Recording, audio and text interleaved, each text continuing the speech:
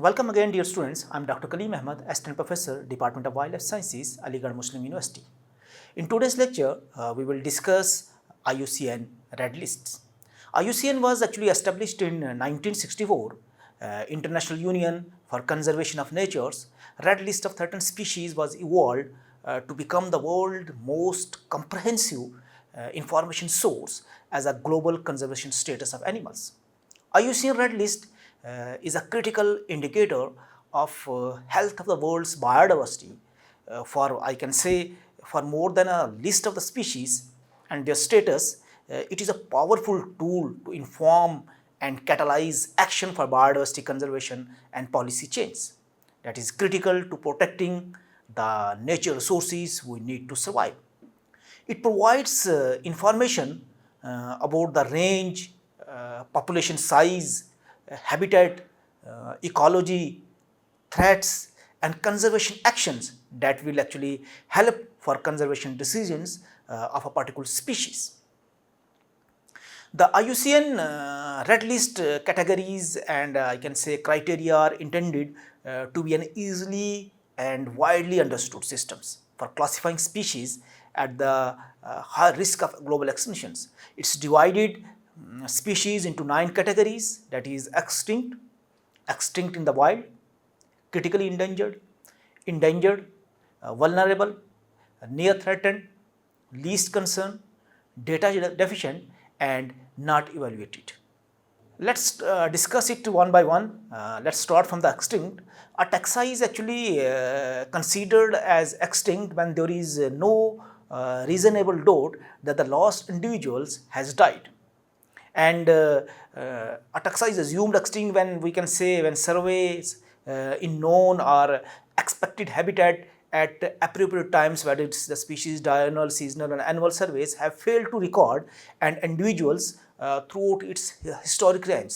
And survey actually also should be our time frame that is actually appropriate to the taxa's life cycles and life forms. So in nutshell we can say this: when there is no doubt, when there is no reasonable doubt that the last individual has been died, then we consider a particular species as extinct. Another category is extinct in the wild. A taxa is considered extinct in the wild when it is known only to survive in cultivation or in captivity or as a naturalized population well outside the past range. And a taxa is assumed extinct in the wild when surveys in known or expected habitat at appropriate times throughout its historic range have failed to record an individuals, and it's also survey should be our time frame appropriate to the taxa's life cycle and life forms. So we can say that when the species is actually present outside its natural habitat and not in the wild, then we can consider that particular species as extinct in the wild. There are we can say in this particular slide you can find out there are 3 different threatened categories. When the species actually face some high risk or higher level of the threat, they have been categorized as any one of these categories based on the threats actually the species face, that is critically endangered, endangered and vulnerable. These are the 3 we can say threatened categories.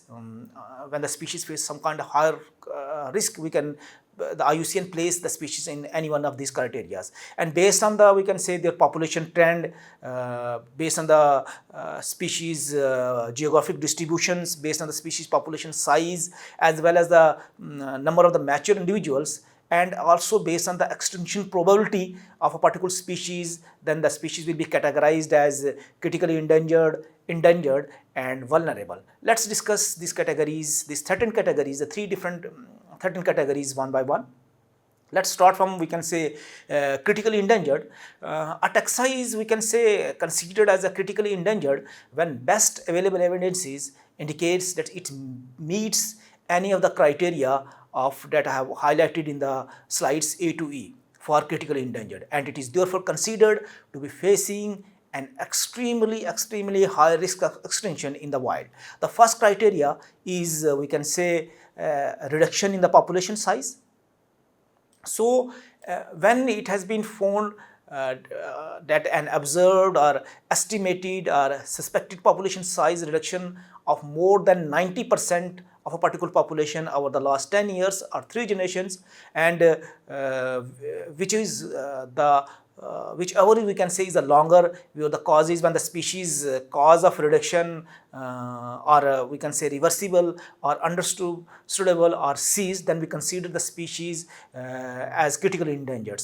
And there is another criteria when although the species, the observed or estimated or population size reduction is more than 80%, but or 3 generation, whichever is longer, but when the reduction or its cause may not have been seized or may not be understandable or may not be reversible. When these things are unknown to these things and the reduction size is more than 80%, then we also consider a particular population, a particular species as critically endangered.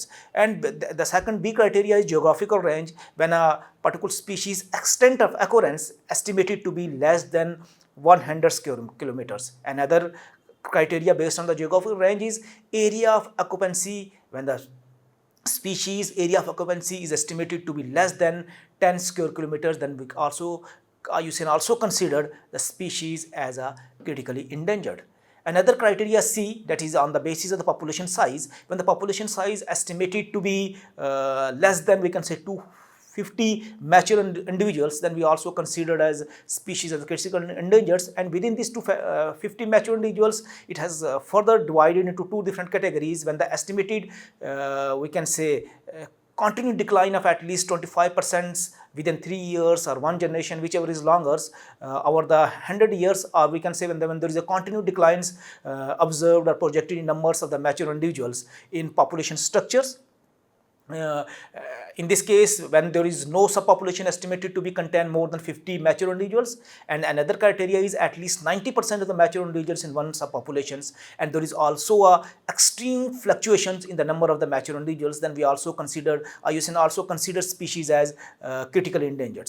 So another criteria is we can say D, population size, when the population size estimated to be fewer than 50 mature individuals, then the IUCN also considered the species as a critically endangered. Another E criteria is when the quantitative analysis actually showing the probability of extinctions in the wild is at least 50% within 10 years or 3 generations, whichever is longer, or a maximum of 100 years, then the IUCN also considered that particular species as a critically endangered species. Another is endangered. Similar we can say as in critically endangered, based on the we can say the criteria is based on A to E. First is the reduction in the population size. When the reduction in the population size is more than 70% over the last 10 years or the 3 generations, whichever is longer, or where the causes of the reduction are clearly reversible and understandable or seized, then the population, then the species is considered as endangered. Another criteria is when the reduction of the population size is more than we can say 50%, but the causes of the reduction is unknown, that not understandable and not be reversible, then we also IUCN also considered the species as a we can say endangered. Another is B criteria, that is on the basis of the geographical range. Again, when the extent of the occurrence of a particular species estimated to be less than 5,000 square kilometers, then the species is also considered to be as endangered species. Another criteria is based on the area of occupancy. When the area of occupancy of particular species is estimated to be less than 500 square kilometers, then the species is also categorized according to IUCN as endangered species. Another is the C criteria based on the population size. When the population size estimated to be lower than we can say 2,500 mature individuals, and again in this C criteria there are 2, 3, 4 different more criteria. One is an estimated continued decline of at least 20% in a particular population within a 5 years or a 2 generation, whichever is longer. Another is a continued decline observed or projected in numbers of the mature individuals in any of these 2 criteria based on the population structures, that actually no subpopulation estimated to contain more than 250 mature individuals. Another is at least 95% of the mature individuals in one subpopulations, then the species is also considered to be a endangered species. Another criteria within the population size is that when we can say there is extreme fluctuations in the number of the mature individuals, then the species is also considered to be as an endangered species. Another, we can say, the D criteria based, it is again on the based on the population size. When the population size estimated to be lower than 250 mature individuals, then the species is also considered to be an endangered. Another is the loss criteria, that is E, when the quantitative analysis showing the probability of the extinction in the wild is at least 20% within 20 years of the 5 generation, whichever is longer, or a maximum of 100 years, then the species is also considered as endangered species. So these are the criteria of from A to E. Based on that, the IUCN actually categorize the species as endangered. Another criteria is, we can say, vulnerable, similar to critically endangered and endangered. A taxa is, we can say, considered as vulnerable when the best available evidence indicates that it meets any of the criteria of A to E that we already discussed for the critically endangered and endangered, and it is also similar for the vulnerable with a slight change. Then the species or the taxa is considered to be facing a high risk of extinction in the wilds. One is again the reduction in the population size, when there is a clear cut indications that the estimate shows that there is a reduction of more than 50% of a particular taxa over the last 10 years or the 3 generation, whichever is longer, and when the causes of the reduction of the particular species or taxa is clearly reversible, understandable and seized, then the IUCN categorize that particular species as vulnerables. Another is when there is a reduction of more than 30% over the 10 years or the 3 generation, whichever is longer, and when the reduction of the population is not known, not seized, not understandable and not reversible, then the species is also considered as vulnerables. And based on, we can say, geographical range, when the extent of occurrence of particular taxa is less than 20,000 square kilometers, then the species is also considered to be as vulnerable. And there are certain criteria within that geographical range when that particular, we can say, when these areas are severely fragmented or known to exist, when the species is known to exist at not more than 10 locations, then it is also considered to be as vulnerables. When there is a continued decline observed on the basis of area of occupancy, on the basis of area, extent or quality of the habitats, or on the basis of number of the locations or subpopulations, or on the basis of the number of the mature individuals, then also the species is considered as vulnerables. Another criteria within which geographical range is that when there is a extreme fluctuations in the taxa in a population on the basis of area of occupancy, on the basis of extent of occurrence or area of occupancy, or when we can say on the basis of number of the locations of the or subpopulations, and on the basis of number of the mature individuals, then the species is also considered to be as vulnerables. Another is when we can say area of occupancy estimated to be less than 2,000 square kilometers, that the species is severely fragmented or known to exist in not more than 10 locations, and in that particular location there is observed a continued decline in that particular population, and there is extreme fluctuation in that particular populations, then the species is also considered to be as vulnerable species.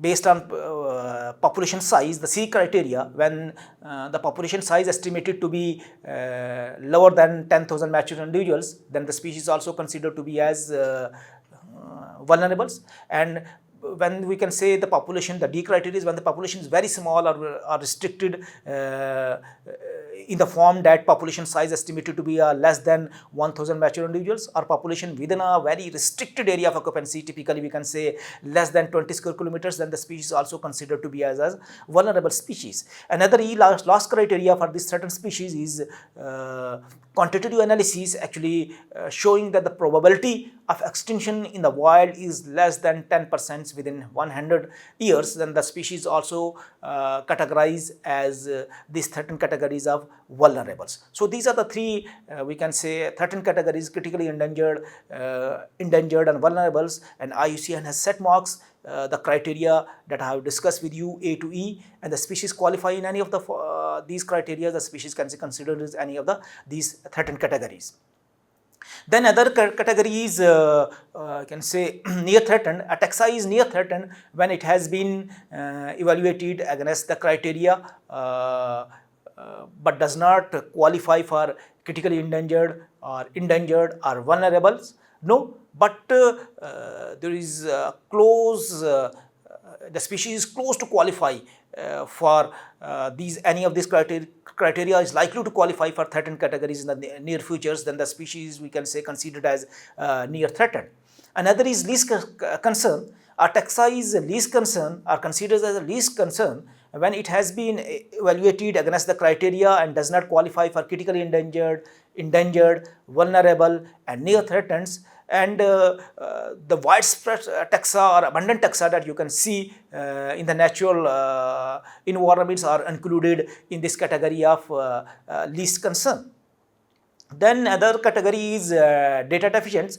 A taxa is we can say data deficient when there is inadequate information to directly or indirectly assess its risk of extinction based on its distribution or population status. Then the species will be considered as data deficient.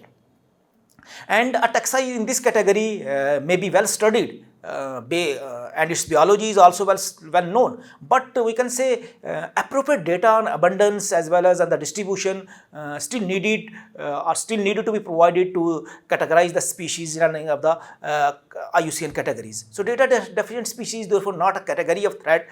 We can say listing of taxa in this category indicates that more information is required and acknowledge the possibility that the future research will show that the threatened classification is appropriate and in which categories the species is going to be placed. Another is the criteria is not evaluated. A taxa is not evaluated when it has not yet been evaluated against any of the criteria that we have discussed in the previous slides. So that categories means IUCN still not evaluated that particular species, then those species is categorized as not evaluated. According to IUCN assessment, more than 46,300 species are threatened with extinctions, of which we can say 41% are amphibians, 26% are mammals, 34% are conifers, 12% are birds, 37% are sharks and the rays, 44% are corals, reefs, and 28% are selected crustaceans, and 21% are reptiles. So these are the list of the species that IUCN has actually assessed till date, and we can say till date more than 1,66,000 species have been assessed by the IUCNs, and the goal of the IUCN is assess actually 2,60,000 based on IUCN Red List strategies plan of 2021 to 2030, and IUCN still needs to assess 93,939 species. So we can say IUCN also goals to reassess. Although once the species has been assessed, the IUCNs also actually have some goals to reassess 1,42,000 species to ensure that the information on the status is up to date, so that one IUCN can monitor trends and change in their status. So the IUCN actually doing a lot of, we can say, good work by placing the species into different threatened categories. IUCN also has given a new concept, we can say, to assess the species based on their green status, that is IUCN green status of the species. The IUCN green status of the species is, we can say, complements to the Red List by providing a tool for assessing the recovery of the species population and measuring their conservation success. So we can say this actually development starts in the year 2021 when the resolution to develop a green list of species, ecosystems and the protected areas was adopted at 2012 World Conservation Conference, and the journey starts 2012, then passed on 2014, 2015, 2016, 2018, 2019, and finally at 2020 the name of this, we can say, green list of species, ecosystem protected areas has been changed as green status of a species in consultation of the IUCN members and the commission members. And they also tested, we can say a pilot testing has been done on 181 species, and green, we can say, status of species standard approved by the IUCN councils. So we can say in 2020 green list of the species assessment become optional for the red list assessment. So this is the journey, how the green list of species has been adopted over the years, and the new concept has been come forward in complementary to the IUCN red list. The green status actually assesses species against three essential aspects of the recovery. The first is a species is fully recovered if it is present in all parts of its range, even those that are no longer occupied but were occupied prior to major human impacts or disruptions. The second is if it is viable, therefore not threatened with extinctions in all parts of its range. And another is if it is performing its ecological function in all parts of its range, then the species is considered as the green list of the IUCN categories. So these factors actually contributes towards some kind of the green scores that IUCN has given, ranging from 0 to 100, which shows that how far a species is from its fully recovered states. So this, based on this criteria of 0 to 100, by giving the scores, the IUCN actually assess the how far a particular species is, we can say, under the recovery status. We can say the importance of IUCN Red List is that as we don't have unlimited resources to conserve and to protect all the species. So when the species have been put in any one of these categories, particularly the threatened categories of critically endangered or endangered or vulnerables, we can prioritize our resources and the species or the habitat which actually faces the highest threats can be given priority over the others and other conservates. So this is the beauty of the IUCN Red List, that based on these criteria we can actually prioritize the things, the species which face higher risk, the first priority should be given to that, and the other species can wait. And dear students, in the next lectures we will discuss some new topics. Thank you very much.